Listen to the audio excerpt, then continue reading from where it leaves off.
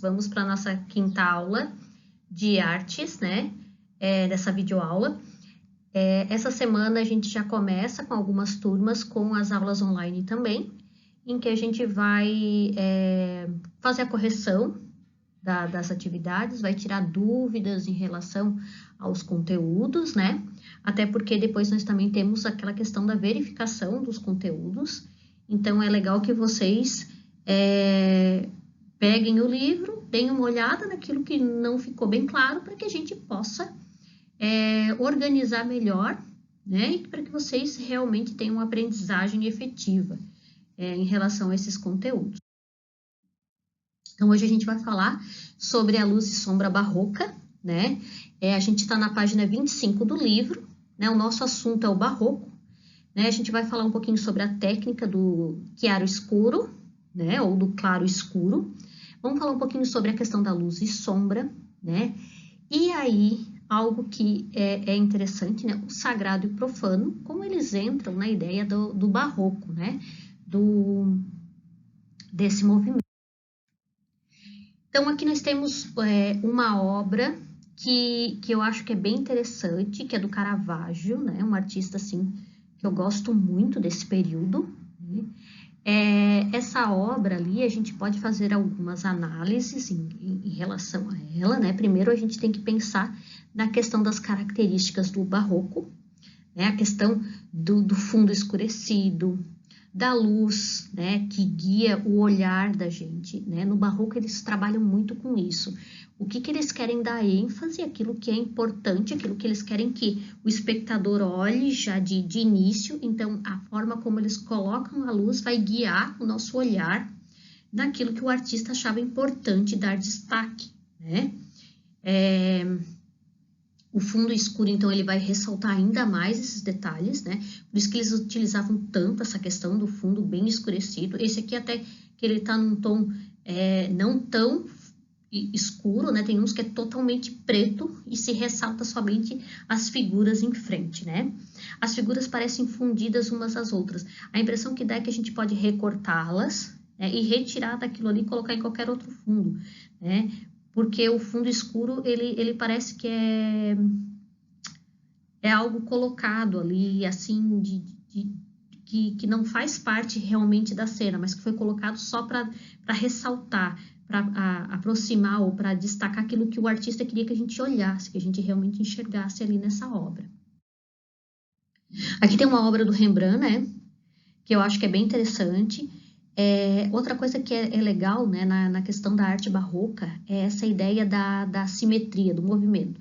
As obras, elas geralmente têm muito essa questão do movimento, é como se eles tivessem fotografado a ação acontecendo e depois eles retratassem. Lembrando que nesse período nós não tínhamos a máquina fotográfica, né? Então, a emoção e a convicção religiosa, gente, isso é uma coisa que aparece muito, tá? Então, no barroco, uma das coisas que vai aparecer bastante é essa questão da emoção, de tudo ser muito dramático, ser muito forte, né? E aparecer bastante essa questão da comoção, da convicção religiosa. Por que eles tinham isso? A gente tem que falar do período, né? Então, assim, a gente tá falando do barroco, que ele acontece, né, quase, né, que simultaneamente com o Renascimento, um pouquinho depois ali, né, mas pega uma parte ali do Renascimento. Então, o que eles estão vivendo? Toda uma questão de reforma na igreja, né? As pessoas, elas estão deixando, né, de seguir os preceitos da igreja, por exemplo. Quando a gente tem essa ideia, né, de convicção religiosa, eles precisavam fazer obras, né, que fizessem com que as pessoas, elas acreditassem ainda, né, na religião, na igreja. Então, eles têm um apelo muito grande, né, para a questão da emoção, dessa convicção toda, tá? Então, só para a gente saber de onde é que vem isso, tá? Não é à toa que a obra é desse jeito, né? Existia todo um contexto social que fizesse com que os artistas pensassem nessa forma, né, de produzir arte. Então, o Caravaggio, ele era, né, além de trabalhar bastante com o claro-escuro, tinha uma outra situação. ele gostava de trabalhar com as pessoas que ele encontrava na rua. Por exemplo, ele tinha que retratar uma cena bíblica e, de repente, ele se via com a necessidade de pegar alguém para servir de modelo. E ele ia pegar pessoas comuns, pessoas que, enfim, estavam aí dispostas. E quem geralmente eram essas pessoas? Principalmente moradores de rua, né? E aí nós temos alguns contrapontos. Primeiro, por quê? Né? Muito bacana, muito legal essa ideia de trazer, né, essa vivacidade para a obra, mas ao mesmo tempo, dependendo quem ele retratava, imaginem só ele retratar com o rosto, né, de alguém que não é sagrado. Então, por isso que lá no início dos slides eu falei do sagrado e do profano. Eles tinham muito essa questão de trabalhar na mesma obra, né, essas duas ideias do que era o mundano, aquilo que estava aqui no mundo, né? Por exemplo, ali a questão da alimentação, né, de estar comendo, se alimentando de carne, de comida ali, com a questão de ter o quê? Um anjo junto, né? Então, o sagrado e o profano, o mundano está ali convivendo na mesma obra. Tá? E o Caravaggio ele fazia isso principalmente quando ele pegava essas pessoas comuns para serem pousarem para que ele utilizasse, né, para fazer as obras dele. Então, como eu já devo ter falado em outro momento, ele já teve vários problemas em relação às pessoas que ele usava para retratar principalmente, né, a questão de Maria, de Jesus Cristo e tudo mais. E ele era um cara que era um fanfarrão, né?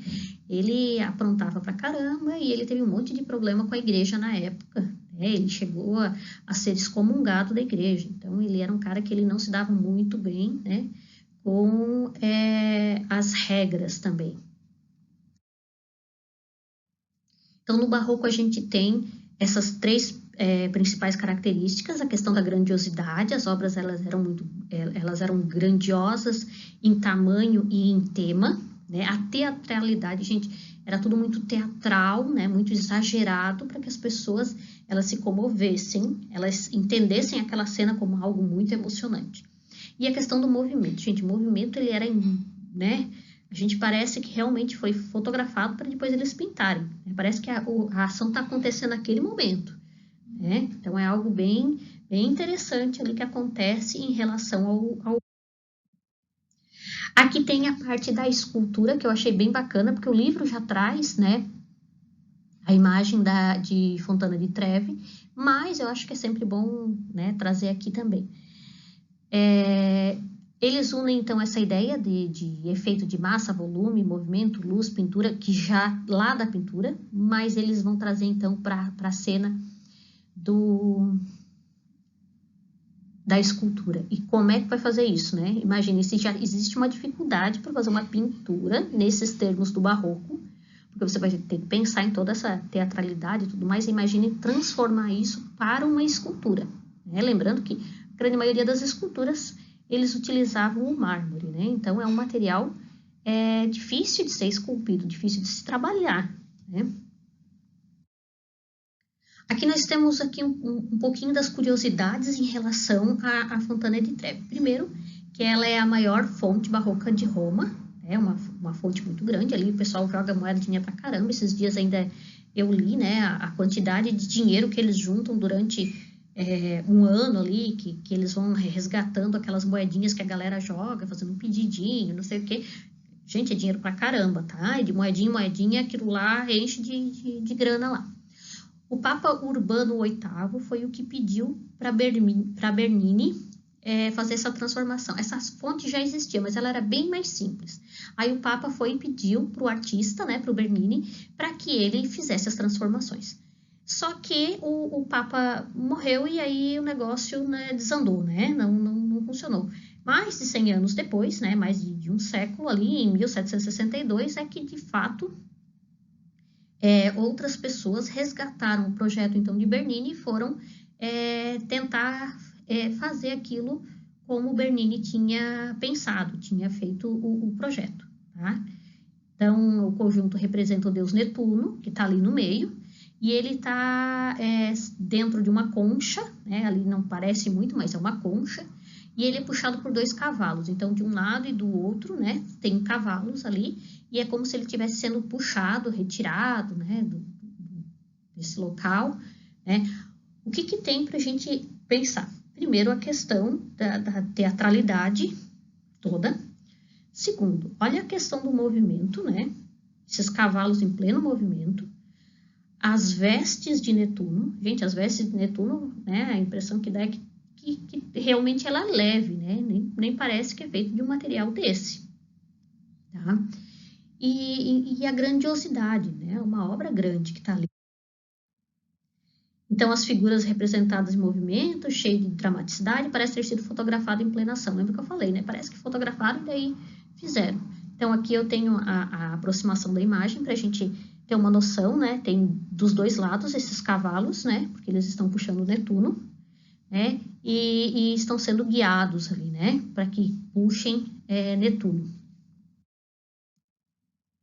E as vestes, gente, olha o tecido, cheio de dobra, né? Cheio, esse movimento ele é bem característico, tá? Do barroco.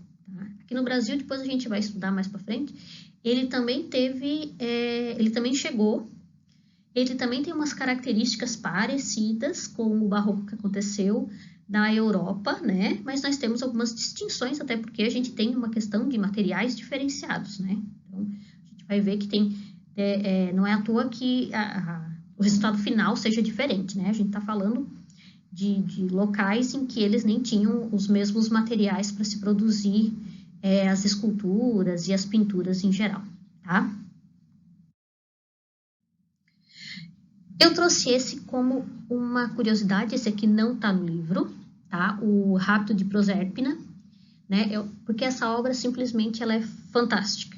Essa é uma obra do Jean Lorenzo Bernini, né? Então, mas o que ela tem de tão interessante? A forma toda como ele produziu essa obra de arte, né? Então, algumas características são o predomínio de linhas curvas, drapeado das vestes, que já aparecia nas outras que a gente estudou, mas aqui ela sabe, demonstra ainda mais os gestos, o rosto, lembra da questão da dramaticidade? Parece que está em pleno teatro, né? Revelam as emoções violentas e muita dramaticidade, tá? Então, sempre essa questão do exagero, né? O barroco ele tem muito a ver com o exagero. Tá? O exagero é uma constante nas produções barrocas. Aqui, né, ela está empurrando o rosto de Plutão, né, a cabeça, ela está sendo raptada, levada, e claro, ela está lutando para que isso não aconteça, ela está lá empurrando, né, tentando se afastar, tentando se desvencilhar dele, né, e ao mesmo tempo eles mostram, né, que ele está segurando com muita força. Então, é possível, né, perceber que ele aperta a pele macia de Proserpina para tentar imobilizar, tentar segurar com força, né? Então, olhem a delicadeza, né, ao mesmo tempo de se produzir uma obra dessa, né? Como que ele conseguiu fazer isso, e a gente tem que pensar de novo, não tem como fugir, né, de pensar no material que eles utilizavam, no mármore, né, um material extremamente difícil para esculpir, para fazer algo tão delicado, tão cheio de detalhes, tá? E aqui, na parte de trás, embaixo, né, nós temos o Cérbero, que é o cão de 3 cabeças que guarda a entrada do mundo obscuro. Então, ela tá, a Proserpina, ela tá confusa, tá desesperada e tudo mais, mas ainda atrás tem mais algo, né, mais alguma coisa ali para contribuir com esse apavoramento da criatura, né, que é o Cérbero, né, que eu realmente não gostaria de encontrar, né, que é esse cão de 3 cabeças. Voltando a falar sobre as técnicas, nós temos a técnica do chiaro escuro ou do claro escuro. Eu peguei essa imagem aqui porque eu acho que ela representa de uma forma muito simplificada o que os artistas barrocos, como é que eles utilizavam essa questão da luz e sombra. Pensem no exagero de luz e de sombra que tem nessa fruta, nessa pera, né? Uma parte extremamente iluminada, né? Uma parte onde aparece as cores, aparece uma vivacidade, aparece a luz, e a outra na penumbra total e um fundo preto. Essa, eu acho que dá para a gente conseguir compreender bem, né, a forma como eles faziam esses contrastes, o que eles gostariam que aparecesse, né? Ali a gente consegue perceber direitinho, né, essa ideia, e olha que a gente está com uma fruta, apenas uma fruta ali, algo simples, né? Isso foi desenvolvido lá no Renascimento, mas foi muito mais utilizado no Barroco, tá? Então, lá no Renascimento, eles já utilizavam, eles já tinham ideia de uso do claro-escuro, mas, né, eles não desenvolveram tanto, né? Eles preferiram trabalhar mais com esfumato, depois eu vou falar. Essa técnica foi bem explorada realmente no Barroco, porque tem a ver com a dramaticidade, tem a ver com dar ênfase a algo que eles queriam mostrar, guiar o olhar do espectador, né? Algo que são as características de fato do Barroco. O esfumato também veio lá com o Renascimento, né? O esfumato, principalmente o artista Da Vinci, que, né, difundiu e utilizou pra caramba, né? Pode ser escrito dessa forma ali, esfumato, sem o E, ou esfumato, né? E ele cria também efeito de luz e sombra, só que de uma forma muito mais delicada. A transição entre o claro e o escuro, ela se dá de uma forma muito mais, como se fosse um degradê, né? Ela vai clareando bem aos poucos, né? Então, isso foi possível, lembrando, né, quando eu falei já do Renascimento, isso foi possível a partir do momento em que eles começaram a utilizar tinta a óleo. Porque imaginem quantas vezes que eles tinham que ficar passando pincel ali até fazer esse esfumato de uma forma bem efetiva, né? Então, com a tinta, não é qualquer tinta que a gente consegue fazer, na época, então a têmpera pior ainda, né? Não tinha como. A têmpera, lembrando que é aquela tinta que vai o pigmento e ou a gema ou a clara do ovo, tá? Então, a gema e a clara do ovo, elas servem como se fosse a cola, né, do pigmento. E a tinta óleo, eles usavam, então, o óleo de linhaça junto, que fazia com que a tinta tivesse um brilho maior e demorasse muito mais a secar, ajudando para que eles conseguissem trabalhar esse efeito, que também é efeito de luz e sombra, só que de uma forma muito mais delicada. Tem uma atividade, né, em relação à experiência de claro escuro, ou de chiaro escuro, né? Então, aqui de novo vai falar, né, o chiaro escuro é o emprego de forte contraste, que eu já falei lá, e o esfumato, a técnica usada para criar efeito de luz e sombra, só que de uma forma mais delicada.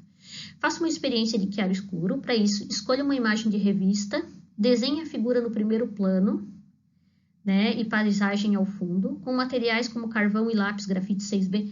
Gente, quem tem carvão, beleza, usa carvão. Quem não tem, usa o lápis 6B. Quem não tem lápis 6B, vai usar lápis comum. Esse aqui, quem tem desses lápis aqui, ó, da Faber-Castell. Deixa eu ver se eu consigo virar aqui para vocês direitinho. Ai, tô virada numa youtuber, né? Esses aqui são ótimos para isso, mas dá para fazer com esses comuns, assim, esses lápis normais aqui que a gente usa para escrever. Claro que dá mais trabalho, mas a gente consegue. Utilize um esfuminho. Esfuminho, o meu já se foi, mas se não podia mostrar para vocês, né? Para quê? Para o fundo a gente fazer aquele borradinho, né? Esfumando realmente, né? Enfim, gente, o que dá para fazer, né? Na melhor das hipóteses, vocês podem, depois de fazer o fundo escuro, vocês passarem no dedo até esfumar, né, o lápis que vocês utilizaram ou o carvão. Né? Claro que quem tem esfuminho, melhor ainda, vocês não se sujam. Outra coisa que dá para fazer é pegar um cotonete. Dá também para pegar um montinho de algodão para fazer isso, também funciona, né? Daí cada um vai resolver fazer da melhor forma que puder. Olhe nessa página o resultado. Então, vamos recapitular. Primeiro, tu vai escolher uma revista da imagem, uma imagem da revista, eita, vou falar muito rápido, né? Uma imagem da revista, né? Pega essa figura de primeiro plano, recorta, faz um fundo de carvão ou lápis, um fundo todo escuro, né? esfumata bem, né? Deixa ela bem escuro e depois cola aquela imagem em primeiro plano. Para a gente tentar fazer algo parecido com a ideia ali do barroco. Bom, gente, é isso. Beijo para vocês, tá? Fiquem bem e a gente vai se vendo ali, né? Ou na videoaula ou nas aulas online. Venham com as dúvidas, né? Anotem, é um momento para a gente ficar tirando as dúvidas mesmo. Beijo para vocês.